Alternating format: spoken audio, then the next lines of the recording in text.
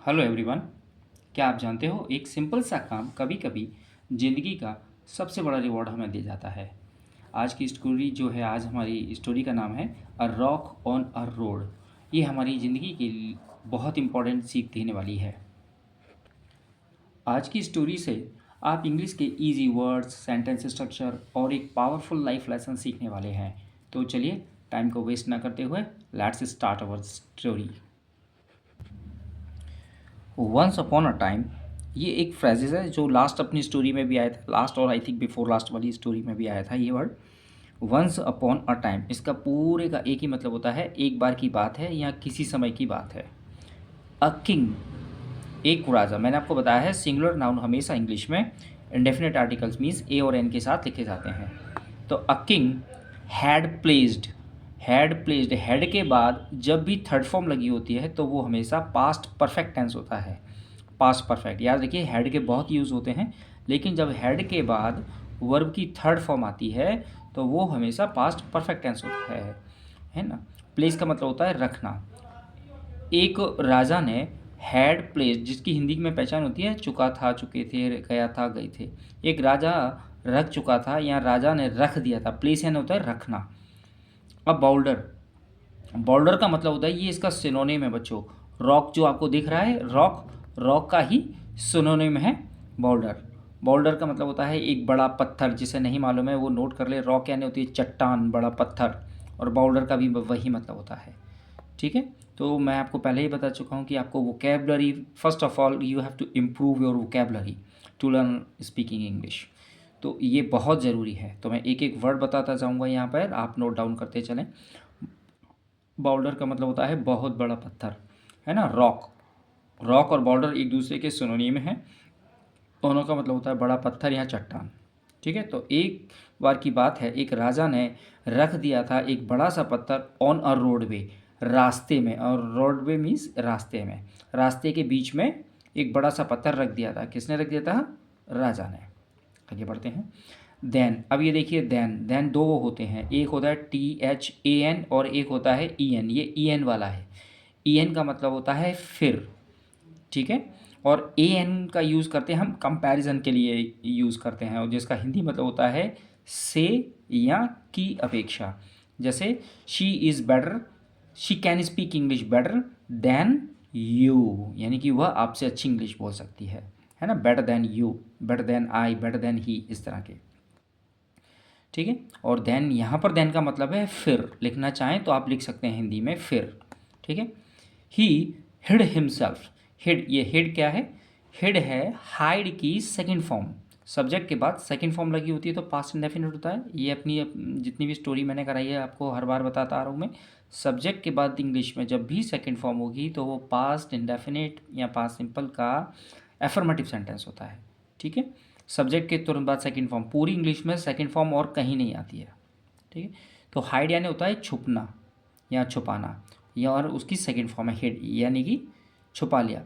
Then he hid himself, himself यानी अपने आप को, फिर उसने अपने आप को छुपा लिया। एंड, और वॉज्ड, सेकंड फॉर्म, सब्जेक्ट इसका वही है, ये ही इसका सब्जेक्ट है और उसकी ये वर्ब है वॉज्ड। वॉज्ड यानी देखा। टू सी, दो वर्ब के बीच में हमेशा टू आता है, टू सी। और वो उसने क्या देखा?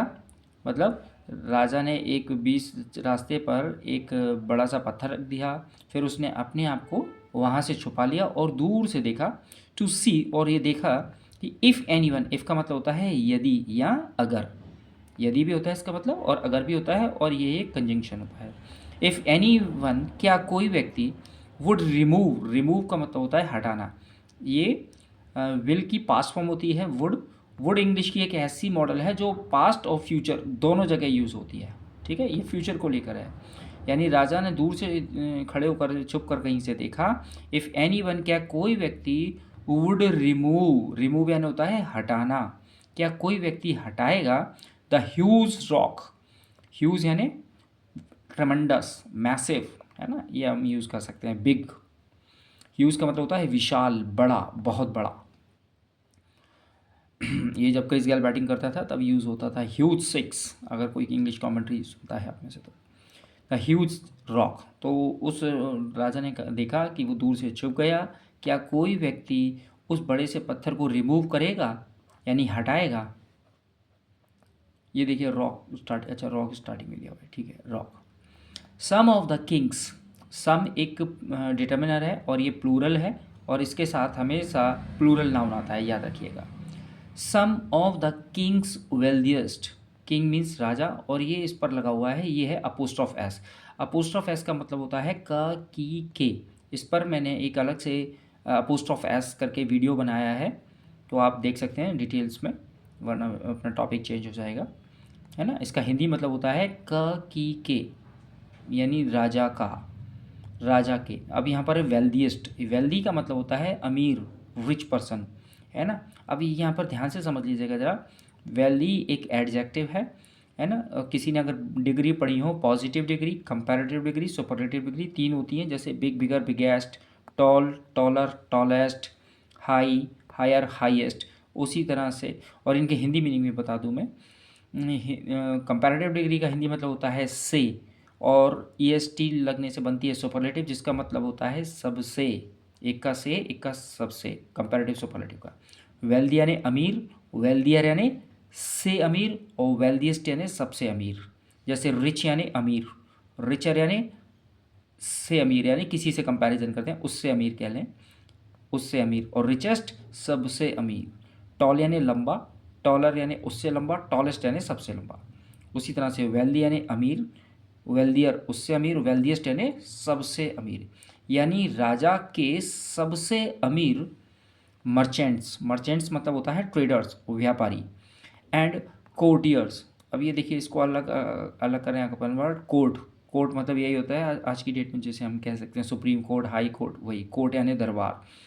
और कोर्टियर मीन्स होता है दरबारी, और चूंकि प्लूरल एस लगा इसलिए प्लूरल है, यानी कोर्टियर्स, कोर्टियर जो राजा के दरबार में उपस्थित रहते थे लोग, यानी कि कुछ राजा के जो अमीर और अमीर व्यापारी और दरबारी जो लोग थे, केम बाय, वहाँ पर आए, and simply walked around it, और वो साधारण तरीके से वहाँ पर आए, कहाँ पर, वो जहाँ पत्थर रखा हुआ था, आप देख सकते हैं स्टोरी में, ये पत्थर दिख रहा है हमारा बड़ा सा, वॉकड अराउंड इट, वेल्दिएस्ट, ठीक है। तो Kings wealthiest and wealthiest merchants and courtiers came by, वहाँ पर आए, and simply walked around it, और बिल्कुल साधारण तरीके से वॉकड अराउंड इट, उस पत्थर के पास से वो गुजर गए। मैनी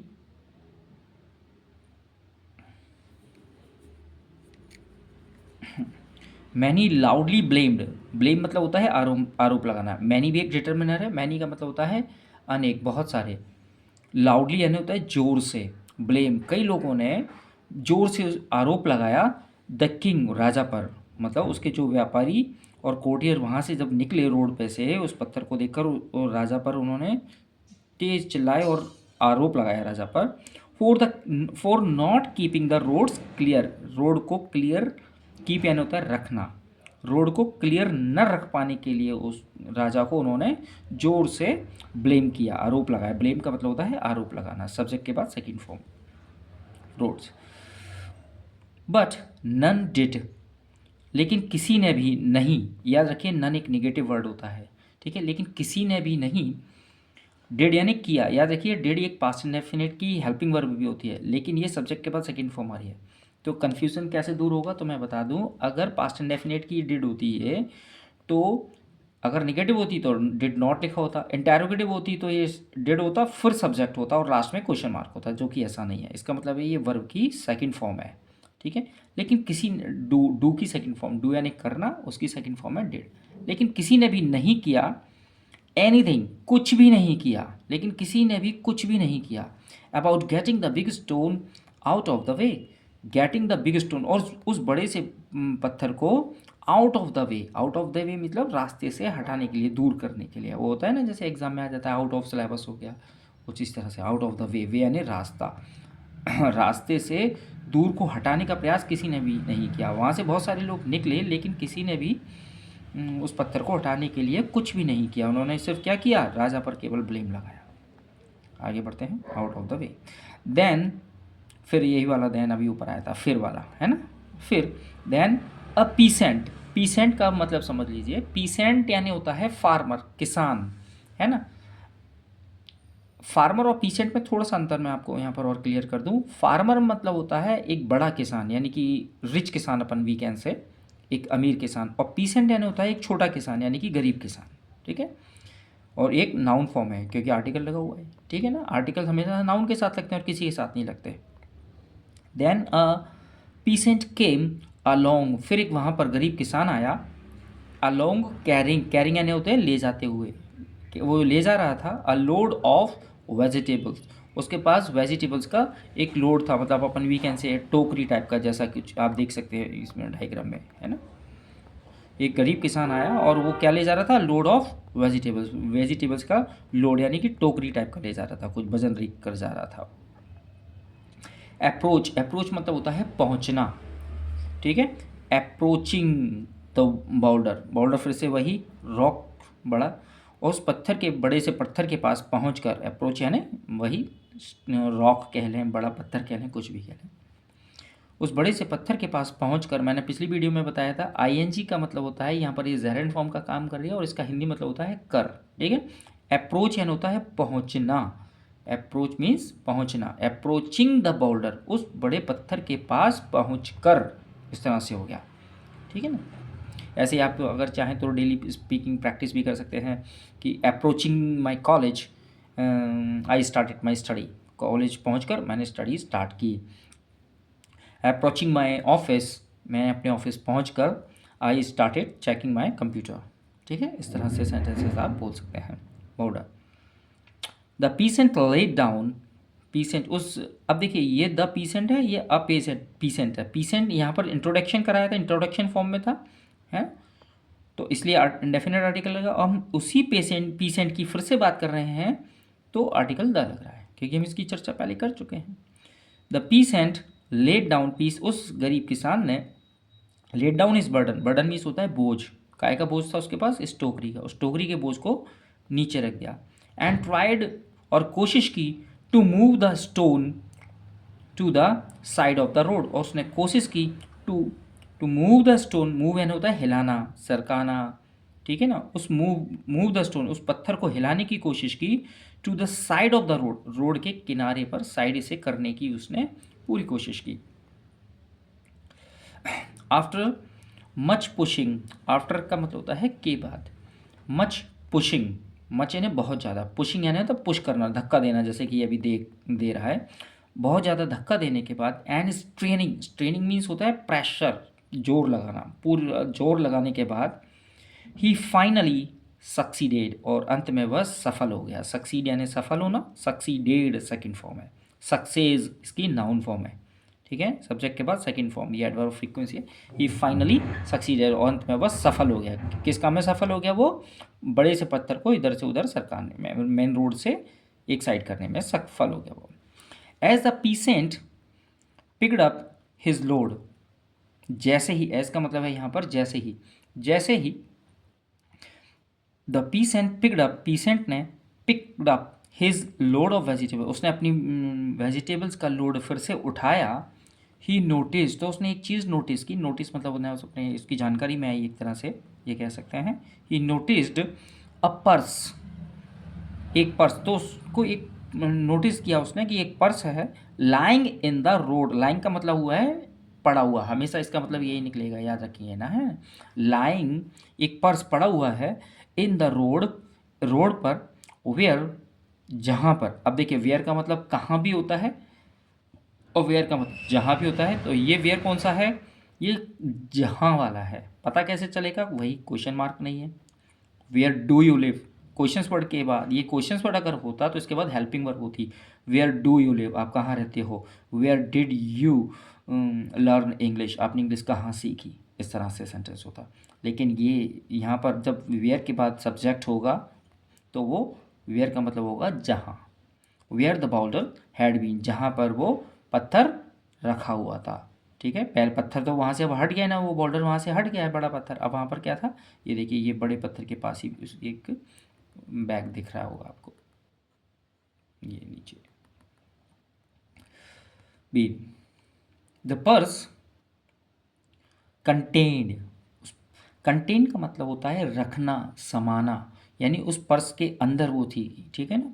कंटेन यानी समाये हुए थे, रखे हुए थे, उस पर्स में रखे हुए थे या पर्स में के अंदर थे मैनी गोल्ड कॉइन्स, बहुत सारे, मैनी यानी बहुत सारे, गोल्ड यानी सोने के, कॉइन्स यानी सिक्के, बहुत सारे सोने के सिक्के, एंड अ नोट, और उसमें एक नोट लिखा हुआ था, फ्रॉम द किंग, राजा की तरफ से, ठीक है। इंडिकेट, इंडिकेट का मतलब क्या होता है, इशारा करना, अपनी होती है ना ये फर्स्ट वाली जो होती है अपनी इंडिकेट फिंगर होती है, ठीक है ना।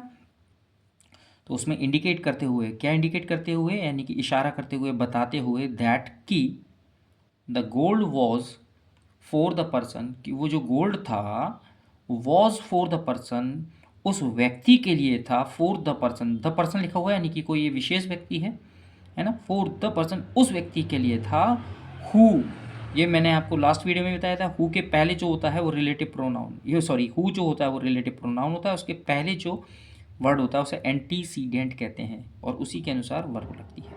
यानी वो जो व्यक्ति था, मतलब गोल्ड किसके लिए था, उस पर्टिकुलर व्यक्ति के लिए था। यहाँ पर हु का मतलब जो और जिसने से है, रिलेटिव प्रोनाउन है ये भी। हु का मतलब कौन नहीं है यहाँ पर, हु का मतलब जो से मतलब है, जो यहाँ जिसने, ठीक है। हिंदी में दो मतलब निकलते हैं इसके।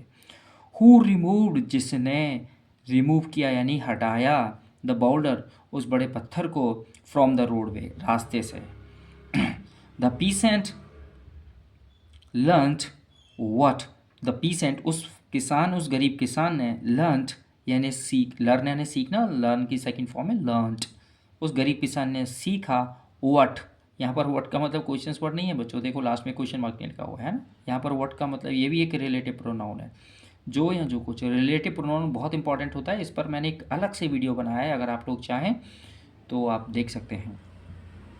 व्हाट, जो कुछ, मैनी अदर्स, जो कुछ, बहुत सारे दूसरे व्यक्ति, नेवर अंडरस्टूड, अंडरस्टूड यानी समझना, नेवर यानी कभी नहीं, और कई लोग, बहुत सारे उस चीज़ को समझ भी नहीं पाए जो उस गरीब किसान ने सीखा था, ठीक है।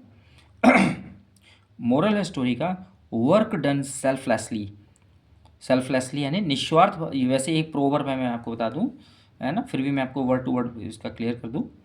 वर्क डन, वो काम जो किया गया हो, सेल्फलेसली, बिना स्वार्थ के, ऑलवेज, वो हमेशा, ईल्ड्स रिच डिविडेंड्स, वो हमेशा बड़ा सम्मान देता है, बड़ा मुनाफा देता है, बड़ा फ़ायदा देता है, यानी निस्वार्थ भाव से किया गया कार्य हमेशा आपको फलदायी होता है।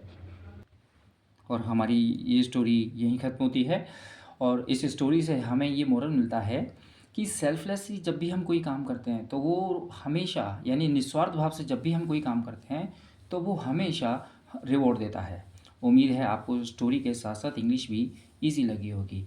अगर वीडियो पसंद आई हो तो प्लीज़ लाइक कीजिए, चैनल को सब्सक्राइब कीजिए और कमेंट में लिखिए। और हाँ, अगर आप कोशिश करें कि एक मैं क्वेश्चन दे रहा हूँ उसका रिप्लाई है, what did you learn from this story, if could be possible then you had better write something. Thank you, धन्यवाद। नेक्स्ट वीडियो में मिलते हैं अब।